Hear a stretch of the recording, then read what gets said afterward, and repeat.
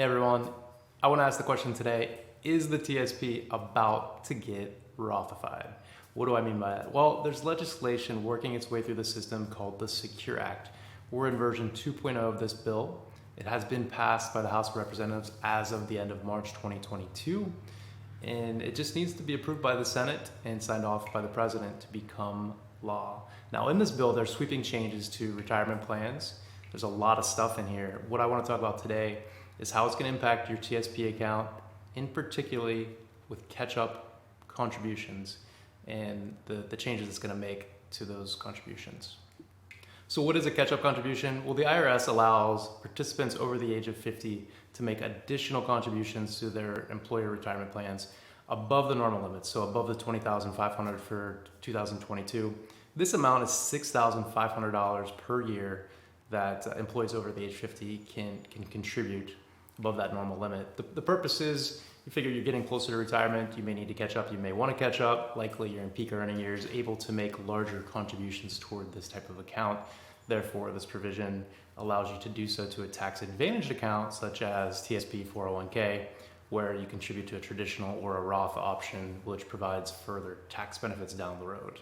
So, as I mentioned, there's a lot of stuff in this bill, but we want to talk about the changes to catch-up contributions. In its current form, this bill would require any catch-up contribution to an employer-sponsored plan to be made on a Roth basis. So you need to open a RothTSP, a Roth 401k, and then your contributions would flow to that particular type of account.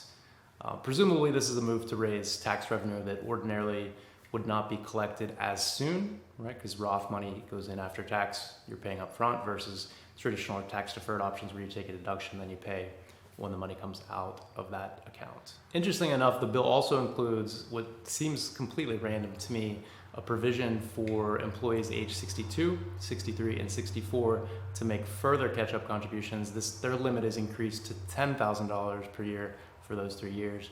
Not when you're 65, not when you're 61, just those 3 specific years. Seems random to me, but hey, there's a little extra money that can flow through if you're working in those years. How does this affect you? What's the point of this, right? So, number one, taxes. You're going to lose the ability to deduct traditional contributions if that's how your tax planning and your overall cash flow plan has been set up for money to be directed mostly on the traditional side of things and receive that deduction. You'll lose a little bit of money there, right? It's not that big of a deal. If you're talking about $6,500 times your marginal tax rate, you could do the math there and kind of figure out what it means on a tax basis.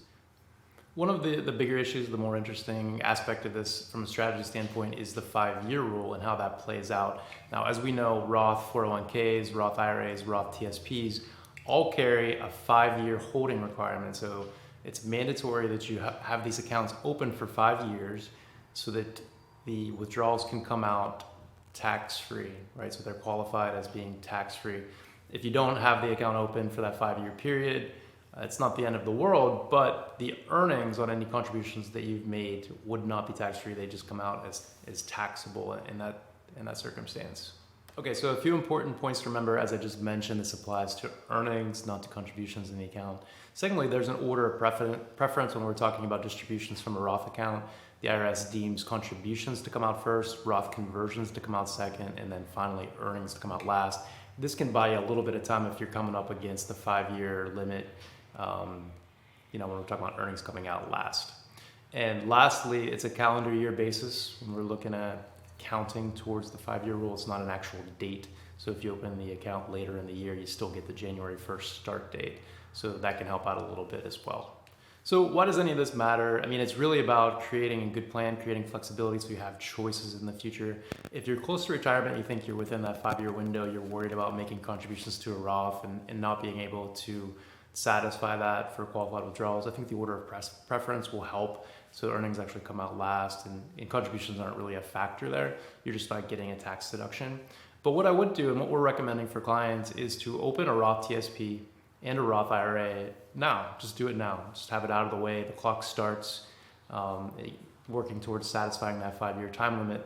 That way, if this law does become, it becomes a thing and you're required to make contributions to the Roth side of things for those catch-up provisions, you already have the clock started ticking on that. Also, if you're already contributing to a Roth TSP, I would open a Roth IRA now so you have the flexibility in the future when you do retire or when you move out of the TSP plan to go ahead and move money to a Roth IRA if that's what you want to do, because a little more flexibility, a little more choice on that side of things. So just a smart planning strategy to give you options. And remember, you don't have to fund it with a ton of money. You just have to get a little bit of a contribution in there to get things started. I mean, it could even be a $50 contribution. And if you're coming up against income limitations for a Roth IRA, you can always look at the backdoor Roth strategy. Happy to talk a little bit more about that if that's something you want to pursue. Bottom line is tax diversification is a good thing, and the Roth, whether it's TSP, 401k, IRA, may already be a good fit for your situation. But we like to have choice. Creating a good plan gives you that choice and that flexibility. It just feels better when it's your choice to decide where your money goes.